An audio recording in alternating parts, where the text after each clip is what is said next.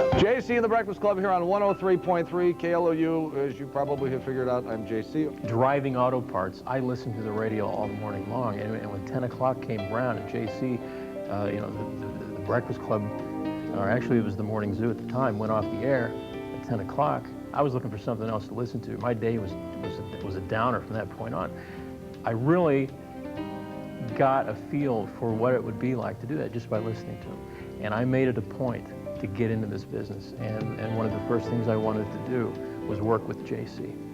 I would venture a guess that JC would agree with this, that I think he would say it's probably better to have somebody have some strong opinion of you either way, like they really like what you do, or maybe they don't like you, as opposed to someone having no strong feeling about you any way at all. It's just, I mean, there are 40 plus radio signals in the St. Louis market. And as a result, there are 40 plus morning shows. And once you go beyond a handful, you'd be hard-pressed to name some of the folks who do mornings on some of these radio stations. JC Corcoran plays with himself mornings, 5:30 to 9:30 here on 103.3 KLOU. I'm so embarrassed.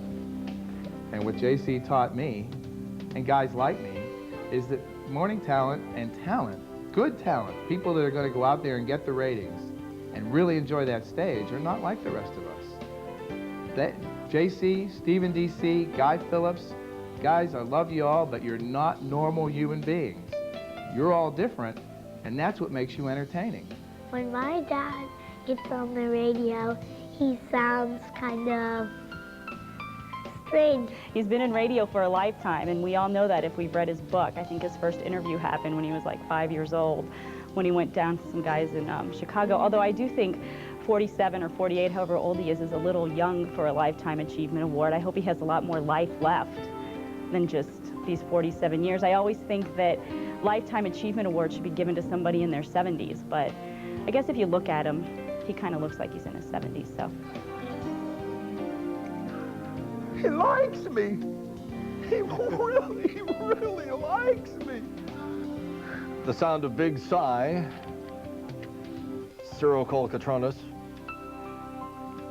currently residing in the Missouri State Home for the Criminally Insane in Fulton, Missouri, but it didn't stop him from recording this #1 hit song, Going to Las Vegas, da da da da da. He's always working, trying to do the better show. He's gone through a number of radio stations. He's kind of like Bill Clinton in a way when you think about it, because he gets into his situations, and normally when he leaves the radio station, it's like, you know, they don't usually have a going away party for him, you know, and invite him for testimonies and stuff. Normally doesn't happen, at least when I've been around. But he's beyond a cat. Forget 9 lives, he's got 90 lives. They just keep coming back. In fact, I've often wondered, you know, he'll get into lawsuits with former managers. Lawsuits, thank you very much, where the manager from another station sued him. We won't mention any names, Karen Carroll, where sued him, and a number of years later, hires him again, hires him back. Ooh-wee, Bob Hyland would be turning in his grave. We're walking to our seats, and I hear people start to yell at us. They're just yelling things, and then people are, you know, we're sitting down, and people are throwing things at us, and they're you know, wadded up cups and peanuts, and I'm just sitting there, and I just turned to him. I said, "Is this what it's like to go to the ball game with you?" And he said, "Yep, that's what happens." And people are just, you know, they have real strong feelings about him. Because people like people who are objective and tell the truth. And in radio, that hurts you more than that helps you. And JC has always told the truth. And I, for one, appreciate that. I've worked for several radio stations, and it just seems like the guys who tell the truth are the ones who are always getting fired. Not that JC's ever been fired, but no, he just tells the truth, and he's honest. And I, for one, totally appreciate that in him. So this guy calls in, and I guess, yeah, he and JC got into it on the air, but JC had no idea that the tape was rolling and everybody could hear him throughout St. Louis. So he's talking about, you know, yada, yada, yada, what he's going to do to this guy, and I'll put you in a body bag, you know. This is all in the air. And I'm like, great, we just lost to the 49ers for the 100th straight time, and I got to go talk about it, and look what you did to our audience. Now they're really mad. I'm all done. Sometimes he'd come in with his guitar, and he'd play the guitar, and he'd sing and act goofy, and by himself, he was really good. And I remember thinking to myself, gosh, this guy is not only good in a group of people, but he's also good by himself. And you know, that's not an easy thing, to be good in both settings. And you know, he is good in that way. And as a team member, you know, Corcoran's he's just a really talented guy. He makes everybody he works with better. There's no doubt about that. One of the attributes of the kind of show he does is that there's virtually nothing backstage. And whatever is happening in the studio, or in my case, in the studio or on the phone, that becomes part of the show. So if there's a particular funny thing that happens, the people are going to be hearing it. It's not, there's no real way to reveal that because it's already been broadcast. I'm not telling. In all seriousness, I think the really cool thing about JC, and I think the attractive thing about him, and I think the reason he really has kept on to all those listeners, is that JC is sincere. And JC really, when he talks to you, he tells you something, you can tell that he really believes it. And I think that's probably one of the core elements of his personality that it makes him so attractive. It's got to be, because there's really nothing else. Are you single? No, I'm married. Oh. Are you making me I'm offer? Call it, No.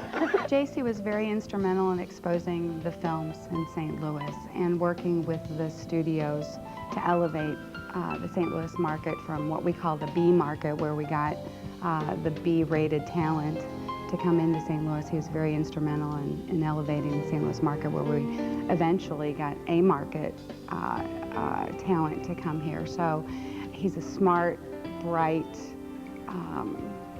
very astute about the film industry in general, and that was reflected in all of his interviews. I'd like to personally thank the producers of this film for wasting 2 hours of my life, and I can only hope that they eventually get the psychiatric treatment they apparently so desperately require.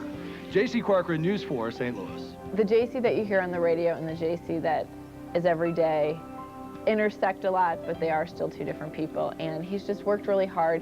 No one works harder. We always joke and say he's the hardest working man in show business, haha, but he is. I mean, he is dedicated to his craft. We like to call him Mr. 24/7. He loves this. He's wanted to do this since he was 6 years old and pursued his dream, and 16 going on 17 years here in St. Louis. He has achieved a lot. He's written a book, interviewed countless movie stars, but again, just the day-to-day show. And when we go to the phones and talk to the callers, it's like we're their family, we're their friends, and he just deserves to be applauded for that. Everything I know about radio actually has come from working with JC. The guy is a consummate professional, and I heard a lot about his reputation previous to working with him and was a little wary of doing so, but he's been great. He really challenges me in terms of what I do, and being in the business for as long as he has, there's not much he doesn't know about. All right, we have to go. Dana's in here next. Smash this afternoon at 2. In the meantime, we've beaten this one to death. Have a good one. See you later. Bye! Oh, ain't this a bunch of horse shit?